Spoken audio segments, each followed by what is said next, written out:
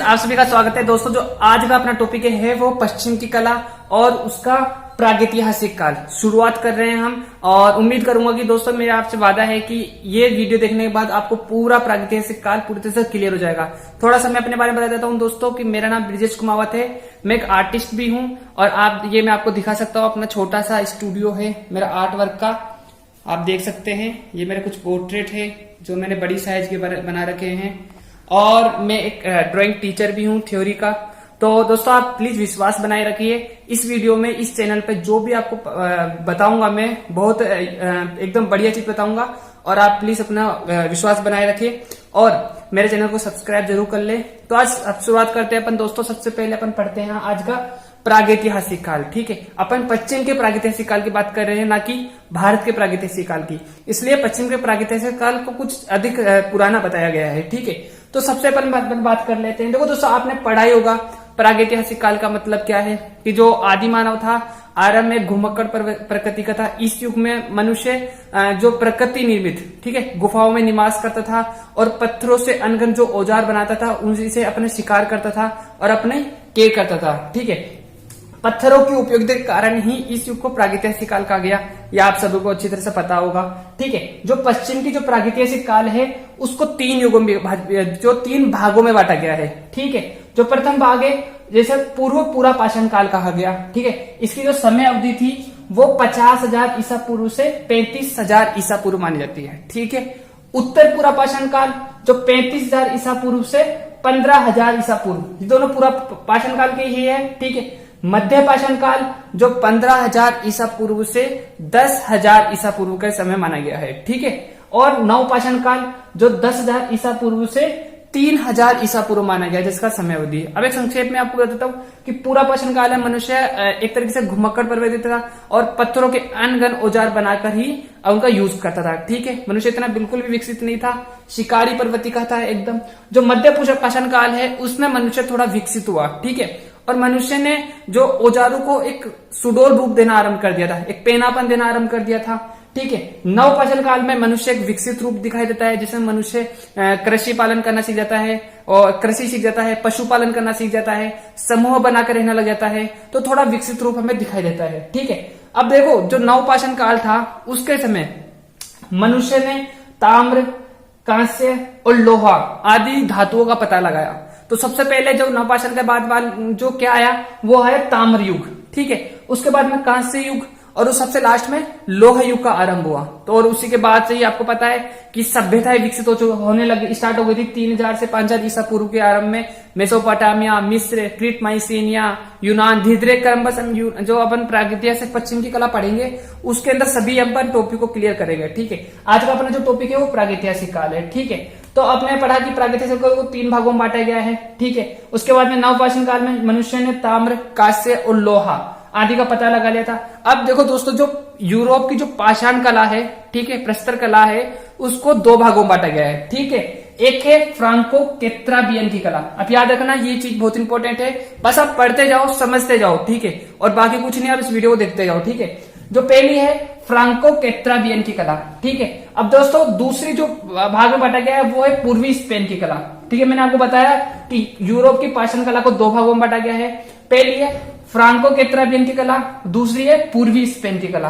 तो सबसे पहले अपन पढ़ लेते हैं फ्रांको कैत्राबियन की कला।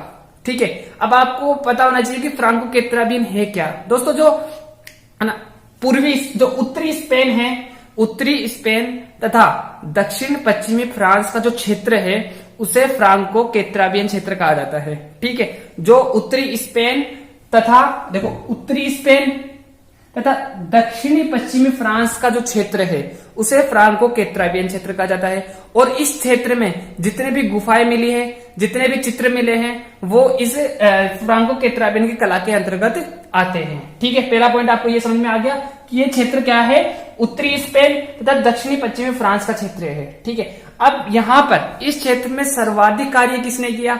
इस क्षेत्र में जो सर्वाधिक कार्य किया है वो ब्रुइल ने किया है।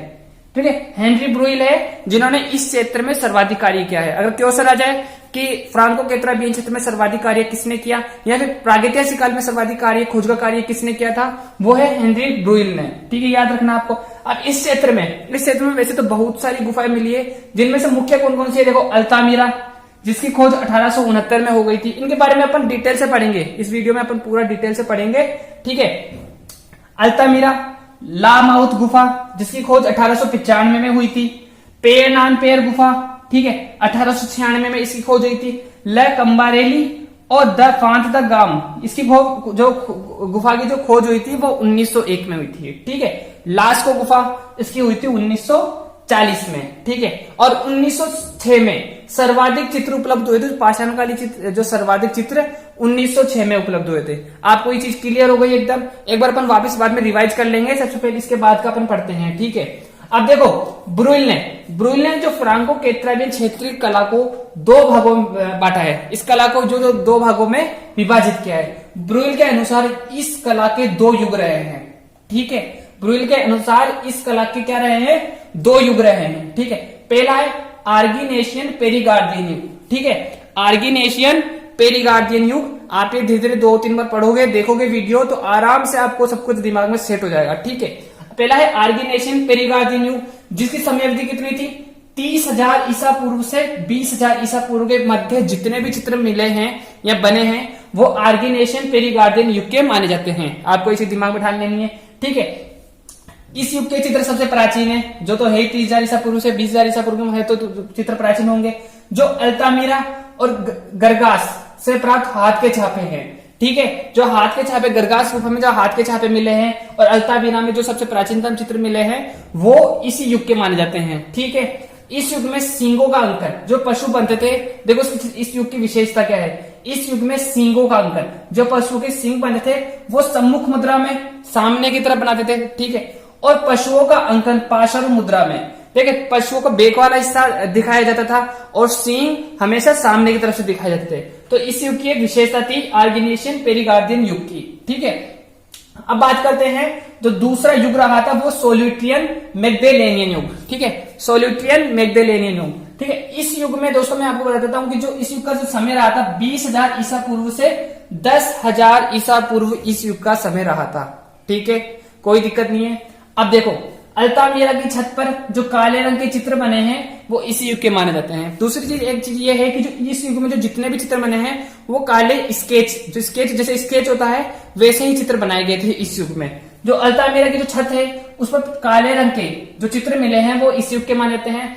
अब बात कर लेते हैं जो प्रागैतिहासिक काल के उपकरण व तकनीक, ठीक है, जो कैसे यूज करते थे। तो सबसे पहली चीज तो देखो रंगों में काला रंग, बादामी, लाल और लाली लिए हुए पीले रंग का सबसे अधिक प्रयोग किया गया है।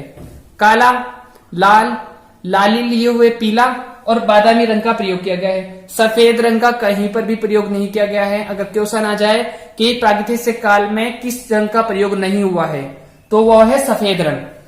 ठीक है, सफेद रंग का कहीं भी प्रयोग नहीं हुआ है जो पश्चिम की प्रागैतिहासिक काल में।